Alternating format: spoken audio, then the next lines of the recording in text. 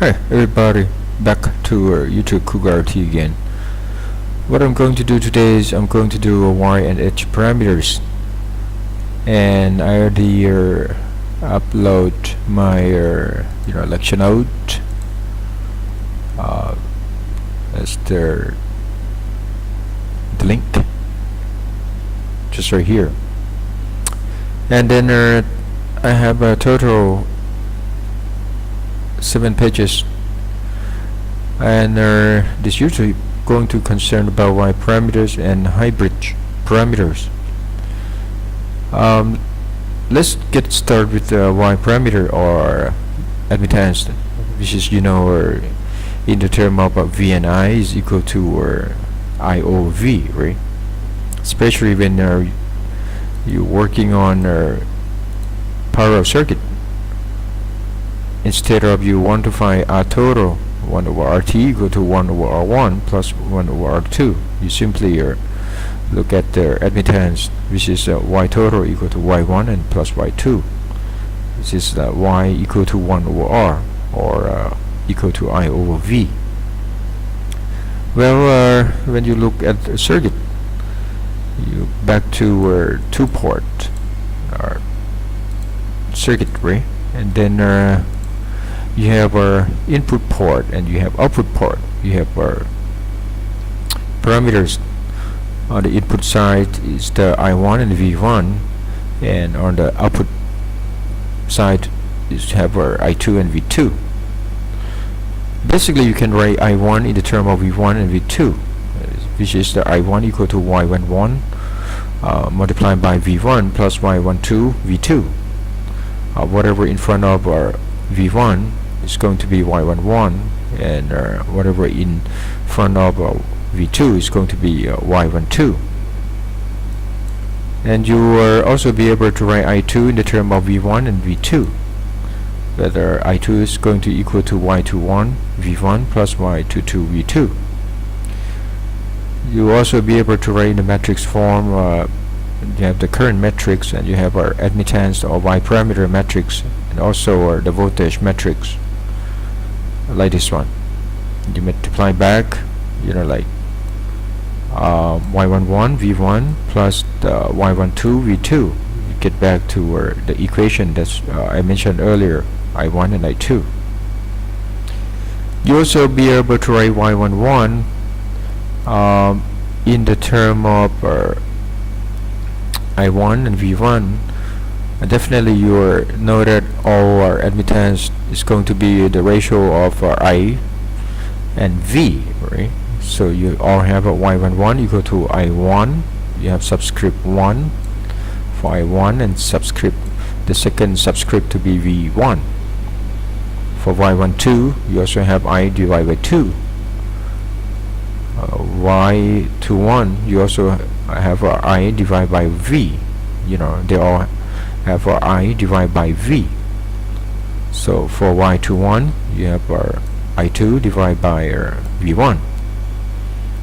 And for Y11, since you're gonna play around with only the voltage, either the input voltage or output voltage. When you have V1, you're going to have a V2 equal to 0, or called output port short. And for V1 equal to 0, you have input port short. And you also have the name of Y11, since the output port short. That means you look from the input into the circuit, so that's what we call our input admittance. Same as the Y22, when you have the input port short, that means you look from the output into the circuit, and that's give you the output admittance. For Y12 you have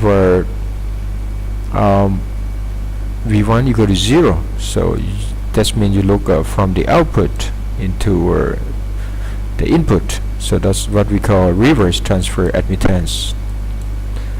But for Y21 you have V2 equal to 0, and you look from the input to the output because your output is short, right? So that's why we call forward transfer admittance. Okay, just for information. Now let's take a look some example to get more understanding. In case I have z parameters, all of them. You have z11, z12, z21, z22. Ask you to find y parameters. So basically you know that y equal to 1 over z, or it's become a z inverse. In the term matrix, that means you need to find inverse matrix of z. So I have z11 equal to 30, z12 equal to 10, and equal to z21 40, z22 equal to 20 ohms. You need to find inverse matrix to find y parameter or admittance. Back to your basic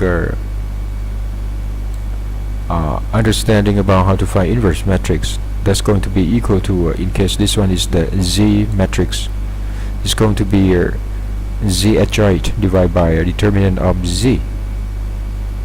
So you can find determinant of z. Simply you multiply 30 by 20, right? That's why I have number 1 here, and minus number 2, which is 10 multiplied by 10. So you have 30 multiplied by 20 minus 10 by 10. So it's give you 600 minus 100. You end up with 500. That's become your determinant. The next step to find z adjoint, or it's become a cofactor transform. Right? To find cofactor of z, I show you a lot of details right here. You pick up your z matrix, you bring it down here. So for element cofactor 1 1, you are just like draw the line to row 1 and column 1, so you end up with 20. Actually, if you have like more higher dimension matrix, for example 4 by 4, what you need to do, just do like this, and you find the determinant of the rest of the matrix that you have left over. Now for cofactor 1 2, you draw the line through the row 1 and column 2, so it's give you 10, right? That's why you have 20 right here, you have 10 right here. And for cofactor 2 1, you draw the line over the row 2 and column 1, so it's give you 10. So that's why you have 10 here, same as like you have 30 at the cofactor 2 2. Now to find the cofactor transform, and then you need to do switch around. So that's mean if you have the element, let's say AB, is gonna change the position to be BA, right? So for 1 1 and 2 2, you don't have any effect on that, so it's still at the same like 1 1 and 2 2. But now for 10 10, for this one it's come a cofactor 1 2, right? You need to switch around to be at the position to 1, so your 10 actually is going to be here, but you have to do a negative 1 to the power of number of row number plus column number, so it's give you odd number, and that's give you to be negative 1, so that's why you have the negative sign in front of 10, same as the element 2 1, right? It's going to be at element 1 2, so it's moved just to this location, and then you also have negative sign in front of 10. So finally you have the z adjoint. Now you can find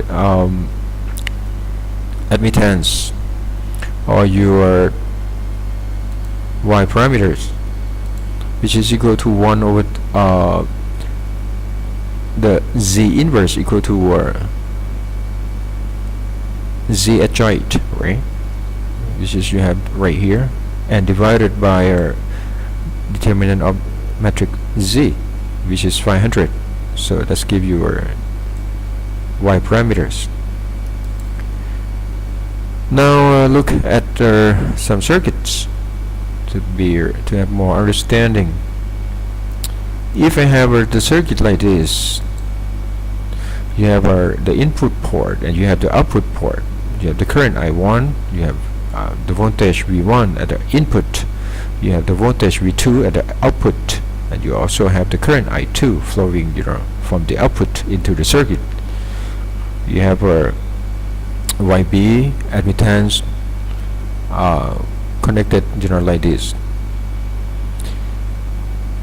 Let's try Y11, Y12, Y21, Y22, or Y parameters. Well, keep in mind that since we're working on admittance, we're not going to work on V equal to IR anymore, but we're going to work on I equal to Y, which is admittance multiplied by the voltage. And we all consider only voltage equal to 0. It's going to be either V2 equal to 0 or V1 equal to 0. And the ratio of them is going to be I over V, right? Because this is the definition of your admittance. Now let's take a look from let's start from Y11, which is what the input admittance, right? Because you have output port shorted, and that's equal to I1 over V1. So you have to find the relation between I1 and V1. Well, take a look at the circuit when you have V2 shorted. So you don't have your circuit going to look like this one, and this become what? The voltage becomes 0, right? You connect it to the ground, and this is your what? It's going to be V1, right? So when you apply KCL as the node, you have incoming current equal to outgoing current. So you have outgoing current flowing this one through YB, and outgoing current flowing through YA. So you have I1 for IYB equal to what? It's become you all have a V1 right here, and this one is like 0. So you look like you have YB and YA connected in parallel. So that's why instead of look for resistance, you look at admittance. You can just simply add them together, become YA and YB, right? So now you have the relation between I1 and V1. You want to find Y11, which is equal to the ratio of I1 over V1. So you have I1 over V1 equal to YA plus YB. Just give you Y11, or the input admittance. Let's move to Y12. We have the input port to be shorted, so V1 equal to 0, and your circuit look like this. You short the circuit.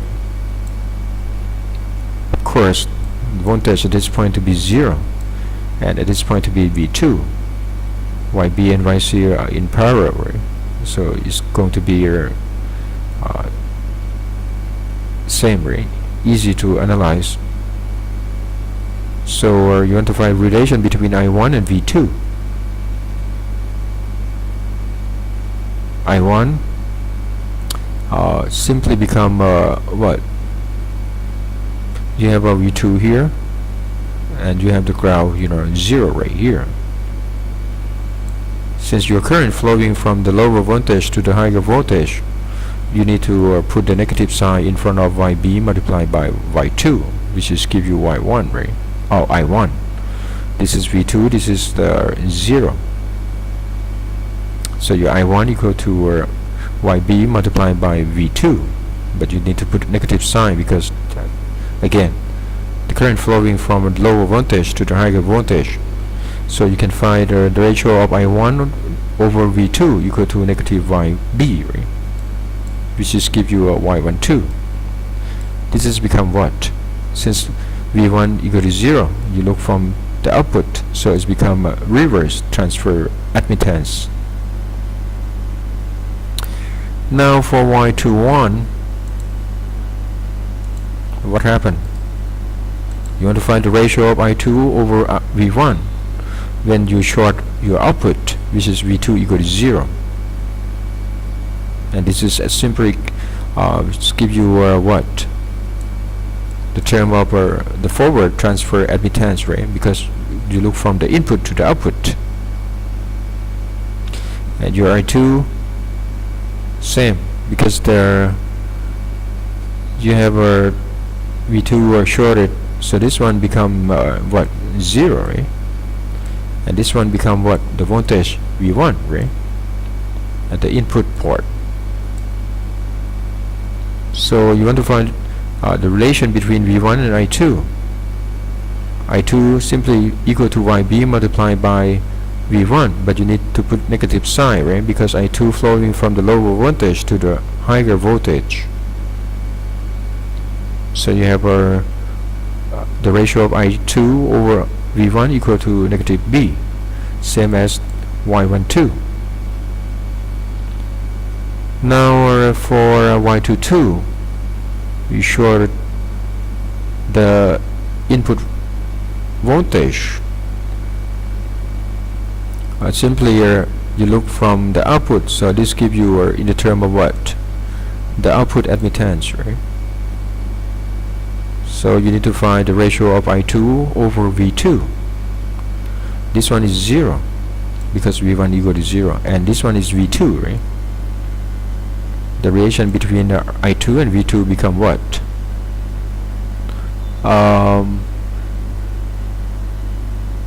Since this one is the connected in what? In parallel, right? Because this one is V2 and this one is 0. This one is also V2. This is 0.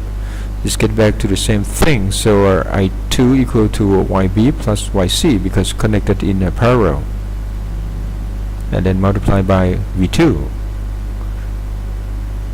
This has become a total admittance, right? And you can find the ratio of I2 over V2, which is equal to YB plus YC. Let's give you a Y22, or the output admittance.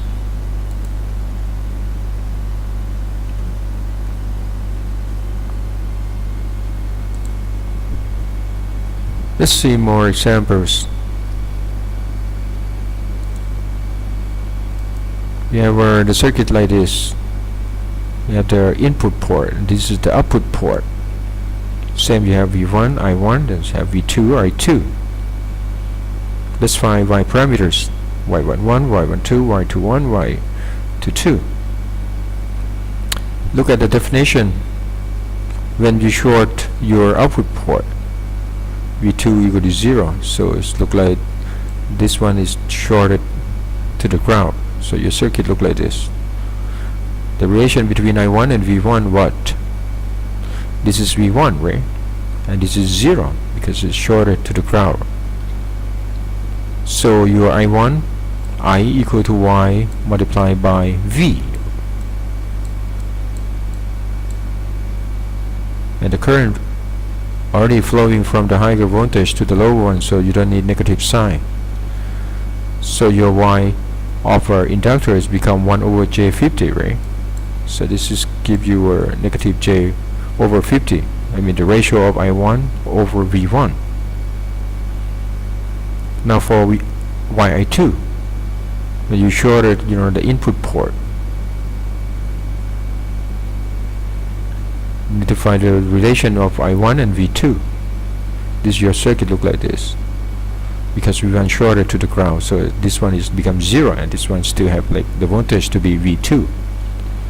And since I1 is flowing from the lower voltage to the higher voltage, you need to put the negative side right here. And I1 simply equal to V2 multiplied by I of Y of inductor. which is 1 over J50. You can find the ratio of I1 over V2 become J over 50 Siemens, right? This is the unit of your admittance. For Y2, you do the same thing. You shorted output, so this one becomes 0, and this one still become V1. So your I2 are flowing from the lower voltage to the higher one, right? So you put the negative side right here, and I2 simply become V1 multiplied by Y of L. So that's why you have the ratio of I2 over V1 become J over 50, and this gives you what? This is you look from the input to the output, so it's become a forward transfer admittance.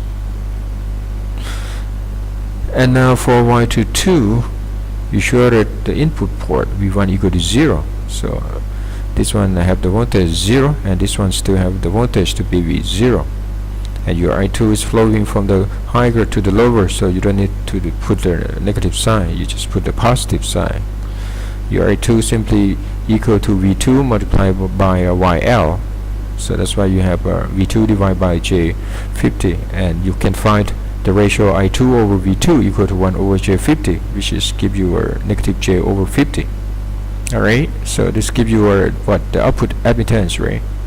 Because you look from the output to the input into the circuit when you have the input shorted.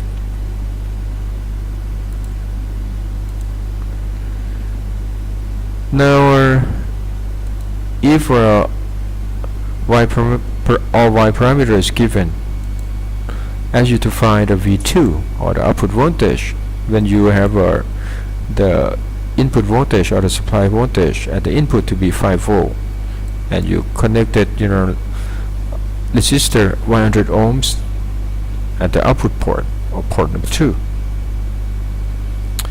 In this way you can set up the matrix I equal to Y multiplied by V.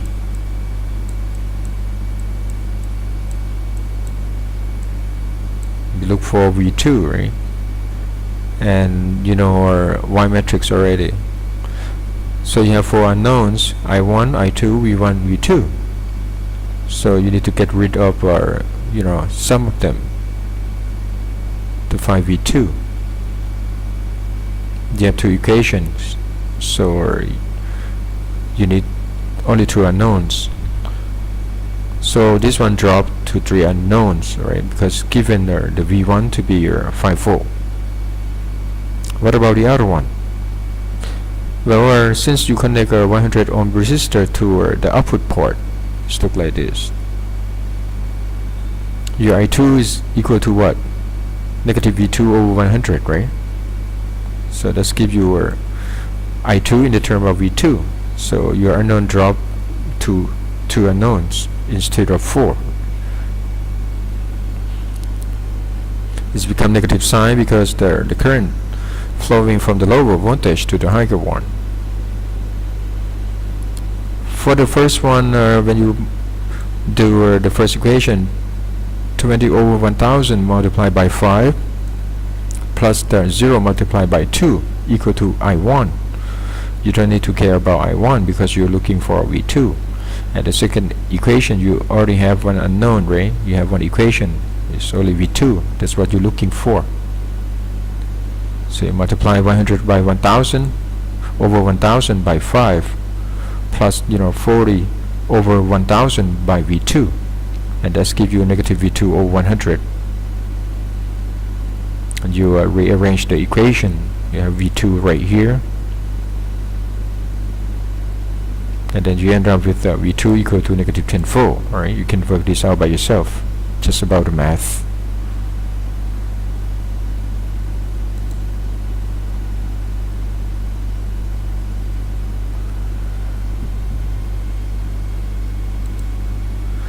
Now let's move to high bridge parameters, or H. You mixed with so different form of V and I. You look at this one here. For H11, you simply find the ratio of V over I. For H12, you find the ratio of V over V. H21, you find the ratio of I over I. And H22, you find the ratio of I over V. So you have all combination between V and I in the term of V divided by V, I divided by I divided by V, and V divided by I. So that's why we call a hybrid. You can express, V1 and I2. That's what we are looking for in the term of I1 and V2. Same as I2, you have the right equation in the term I1 and V2, and you have our H parameter, like this. You also can write in the matrix form, V equal to H. You cannot write V equal to H because this is the hybrid. You have both V and I, and this one you have also I and V. So that's what we call hybrid. Now from definition you can find H11 equal to V over Y and V equal to 0. And if you look at the H12, it's showing that to be the ratio of V over V and I equal to 0. When you have I, you put V equal to 0. When you have V, you put I equal to 0. For this one, when you have I1, you need to put V2 equal to 0 or your output port shorted. And since you have the ratio of V over I, we call H11 as the input impedance because you have output port shorted, right? For H12, you have the ratio of V1 over V2 and I1 equal to 0. So your input port open. That's why you have a input current to be 0. And since you have the input port, open, you have I input equal to 0. You look from the output, right? Because your output current is not equal to 0. We call the reverse. Since you have the ratio of voltage and voltage, we call like the reverse voltage transfer. For H21, you have the ratio of I over I. And of course you have a V2 equal to 0. You short output, port. And since V2 equal to 0, you have the ratio of I, we call the current transfer. But since V2 are equal to 0, you look from the input into the circuit, so that's why we call the forward current transfer. Now for H22, you have the ratio of I2 over V2. That means your I1 equal to 0. Your input port open, right? What is the ratio of I over V? It's become admittance. And since your input port, I1 equal to 0, you look from the output into the circuit, so that's why we call output admittance. Okay, let's see here some example.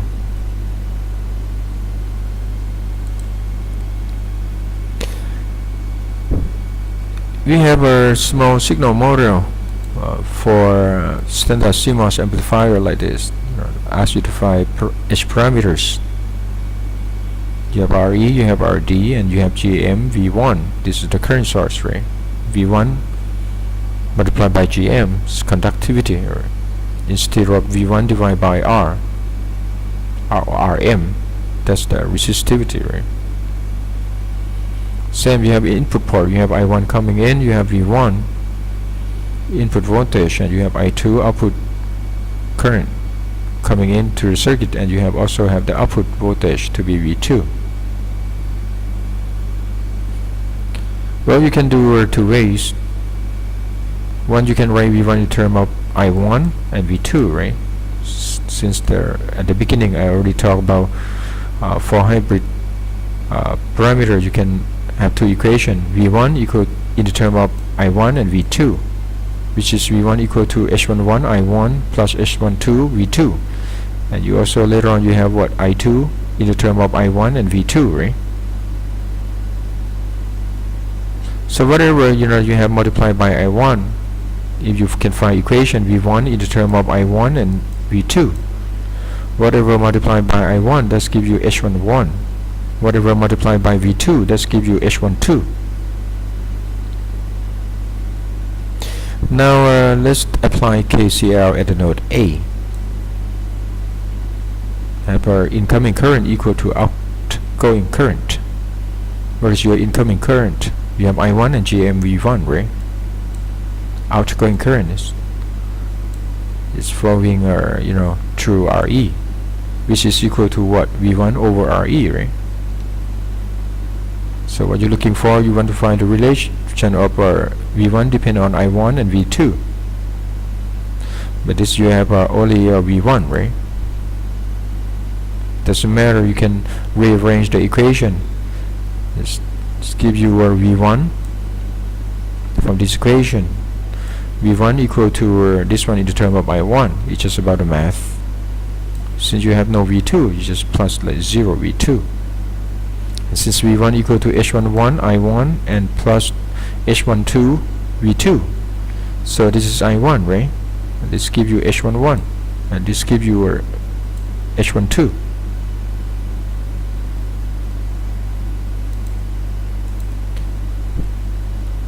Now you can also apply the concept, which is the H11 equal to V1 over I1 and V2 equal to 0. So you need to short your output, right? You need to find the relation between V1 and I1. Same from how to find the relation of our I1 and V1.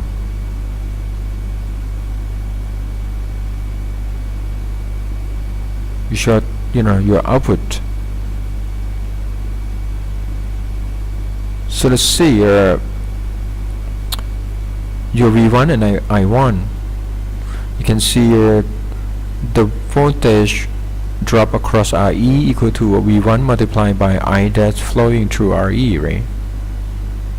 So that's why you have IRE multiplied by RE equal to V1. Now what is your IRE? IRE, if you apply KCL, IRE have to be equal to incoming current. This is outgoing current. So it's incoming current is equal to I1 plus GM1 V1, right? So that's why I have IRE equal to this guy. And then you can rearrange the term of till you get the ratio V1 over I1, which is not so difficult for you to do that, right? You can work it out by yourself. So that's why I have V1 over I1 equal to RE over 1 minus GM RE. That's equal to H11, which is what?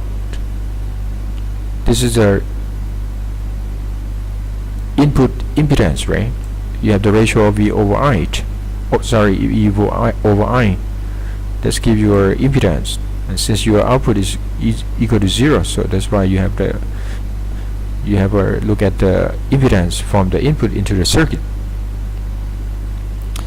Now what about H12? And from the above, this gives you 0, right? You need to find the ratio of V1 over V2 when I1 equal to 0. So this means you have an open input port, right? Not short. When you have open input port, you have I1 equal to 0. And from the node A, you apply KCL. You have incoming current equal to outgoing current. Incoming current equal to I1 plus GM1 V1 equal to output outgoing current, which is V1 over RE. Since I1 equal to 0, you have V1 equal to 0, right? So when your V1 equal to 0, you have H12 equal to 0. Alright, that's straightforward.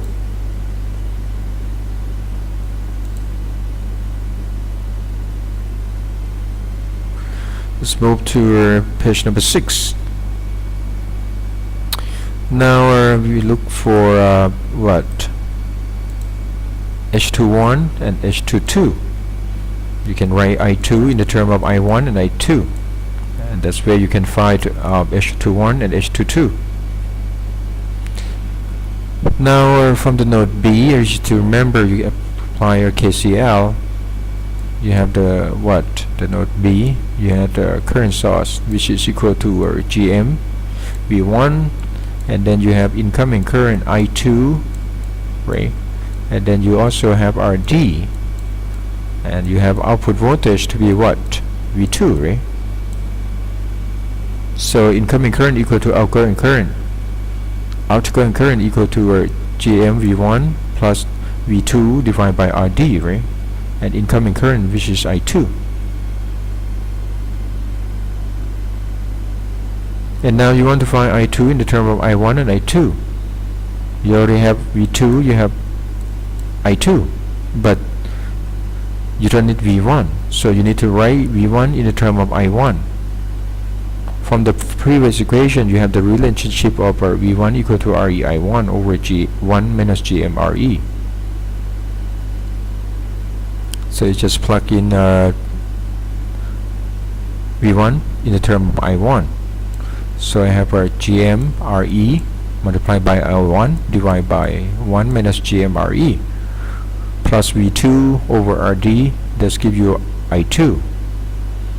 And since you have I2 in the term of I1 and V2 like this, you have H21 become this term and H22 become this term, or H21 equal to GMRE over 1 minus GMRE plus H22 equal to 1 over RD, right? Or you can look the other way by applying the definition of the concept H21 equal to I2 over I1 when V2 equal to 0. This is what you look from the input, right, to the output, and since you have the ratio of I2 and I1, it's become this term is, we call it as forward current transfer, right?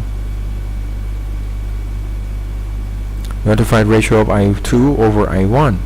Same, you apply KCL.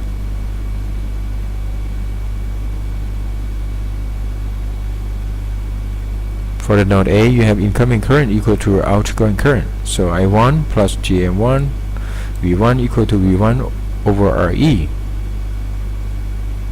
But you want to find the ratio of I2 and I1. So you need to look at the node B, right? Since you short your output, you don't have V2, so incoming current at the node B equal to outgoing current at the node B, which is I2 equal to GM V1. So you can write V1 in the term of I2, right? Because you want to find the ratio of I2 over I1. You just plug it in, I2 in the term V1 in the term of I2.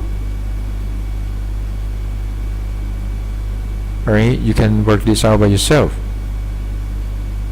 You already have two equations, and you can find the ratio of I2 over I1 equal to GMRE divided by 1 minus GMRE, which is equal to H21, same as above.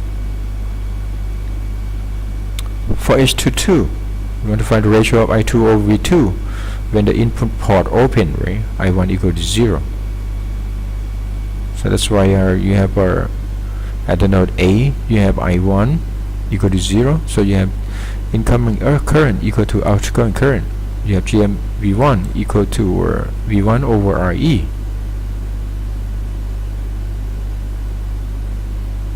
Or you take a node B, right? Easy to find the ratio of I2 over V2. Your I2 simply equal to what? V2 over RD, right? So let's give you H22 equal to 1 over RD. Okay, you can work on either way.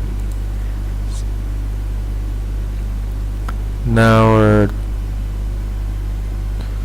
let's move to I believe it's the last page now. Right, page number 7. Okay, you have our H parameters given. H11, H12, H21 and H22. Just give you a voltage source to be 10 volt, or the input voltage, supply voltage. Want to find the Norton equivalent circuit at the output port. This is your output port. For the Norton equivalent circuit, you have the current source in parallel with R, right? Or this one in terms of the conductance. How can you define IN and GN when H parameter are given? Well, you have two equations, for H parameter you have V1 and I2 in the term of I1 and V2, right? Same as I2 in the term of I1 and V2. What you need to do is just plug in H11, H12, H21 and H22.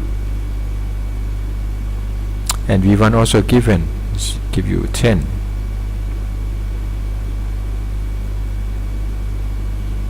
So let's get back to the Norton equivalent circuit first. This is your output port. You apply KCL. Your I2 equal to incoming current, which is I2 plus IN, right? To be equal outgoing current, which is V2 multiplied by GN, right? So the basic idea, if you can write I2 in the term of something, you move IN to the right, it's become negative IN. Of course, it's going to give you a constant, right? And then plus something multiplied by V2, which is GN at this point. You can find the IN and GN. So that's why even you have H parameters given, and you have V1, and you look at this one I2 and V2. You also have I1. You're probably confused. You have three unknowns. How can I so you three unknowns and you have only two equations? How can I solve for three unknown parameters? Well, at this point you don't need to solve. You just write I2 in the term of something multiplied by something multiplied by V2. So at this point, what you need to do, you need to just get rid of what you don't need here is what? I1, right? So you're gonna have only I2 and V2 and something, or just a number. So it's your job to work out how to get rid of I1. Well, what I did is you look at the equation up there. You have 10, that's 2k, right? So I put 2000 and minus 2v2, and I2 equal to 10 I1. This is 500 micro, right? So it's give you 10 to negative 6.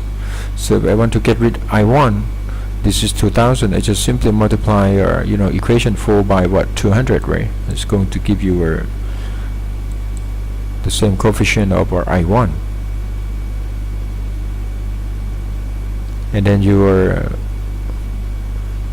this has become my new equation, right? Just multiply equation, I just minus equation 5 by equation 3. So 2000 I1 cancel out. You rearrange term, you have I2 in the term of V2, sorry, and this become negative IN, and whatever multiplied by V2 is become GN. So I have IN and GN equal to this one. So you have equivalent Norton equivalent circuit as you're looking for when your H parameter is given and you have the voltage source, input voltage source given. Okay, so that's all about our Y parameter and hybrid parameter, and I'll see you in the next YouTube. And okay, again, this is my lecture note, link. Thank you.